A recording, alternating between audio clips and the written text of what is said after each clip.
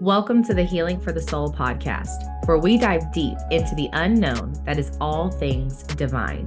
My name is Heather, and I'll be your guide as we explore practical ways to deepen your connection to the superconscious, develop your spiritual gifts, and learn how to break down the barriers that sabotage us from experiencing our heaven on earth within right now.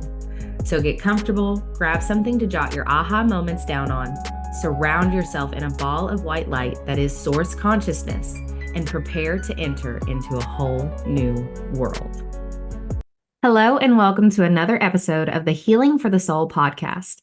I'm your host, Heather, and today we will be talking about practical ways to understand how we are always manifesting and how we have more power over our experience than we may even realize.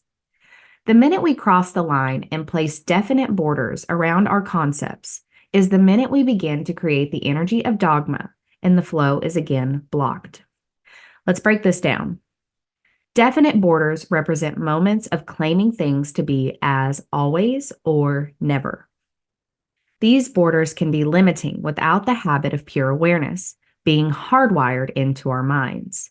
Dogma energy is when a person or a group of people are laying down principles as unquestionably true, and it is the way and this way only. This begins to place shoulds and shouldn'ts onto our experience, which can only attract obstacles and challenges into our lives. If we program ourselves based on religious, political, or societal dogma, the internal environment of our minds will be made up of what we believe we are allowed or not allowed to do. For example, one health expert says no carbs or sugar. One says no meat or dairy. One says moderation and balance. And at the same time, all of them can be healthy, all of them can be thriving. What if this means that it is not the eating lifestyles that make the difference? What if everything we experience is happening simply because we believe it will? If we believe in a method, practice the method, and master the method, and we are nurturing the thoughts that this method is working amazing for me, do you think that it's the method or the belief in the method? I used to say things like, I'll gain 10 pounds just from looking at that donut. I used to ingrain it into my mind that I have a terrible metabolism. I have to starve myself or restrict foods in order to be healthy. All this did was cause me to overthink everything I was doing or not doing, was eating or not eating.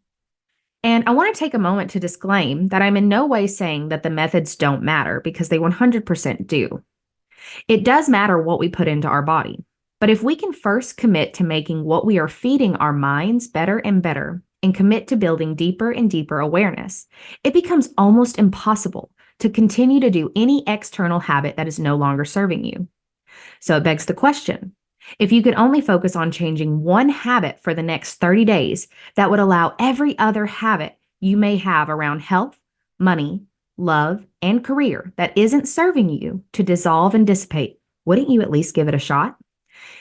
If over the next 30 days, all you did was focus on building your relationship to the source of your beating heart, what do you think might be the benefit of doing it?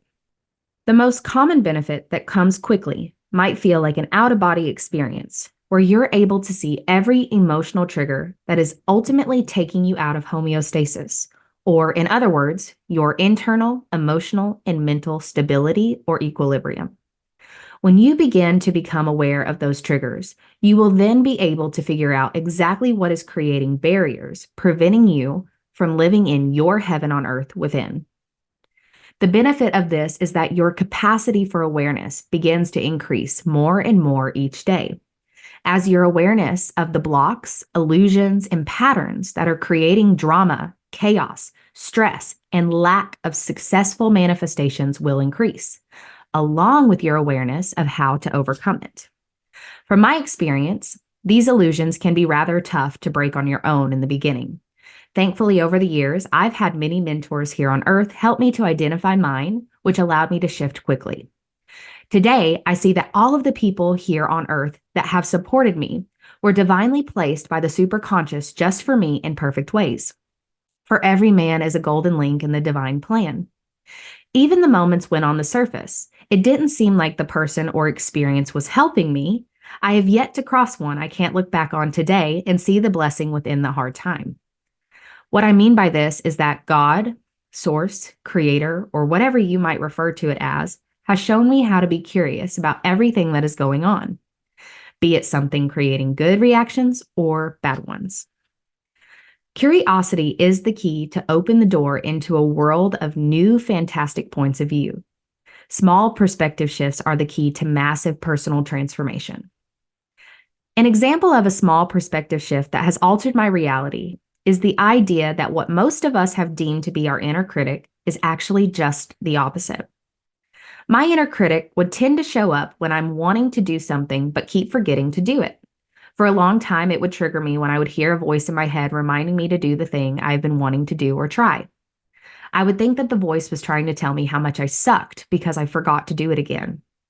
But then, with support from Spirit and my mentor, I was able to shift into the understanding that this voice only felt like an inner critic because of my judgments towards it. What if this voice isn't my inner critic trying to shame me? What if instead it is the voice of Source or Spirit reminding me of the experience I want to have to give me an opportunity to break out of my pattern and make a new decision?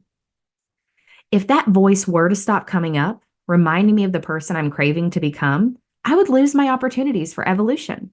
What's worse is if I don't change my decision of seeing that voice as my enemy, it will only continue to spark survival and stress to be triggered, which is a one-way ticket to disease and struggle.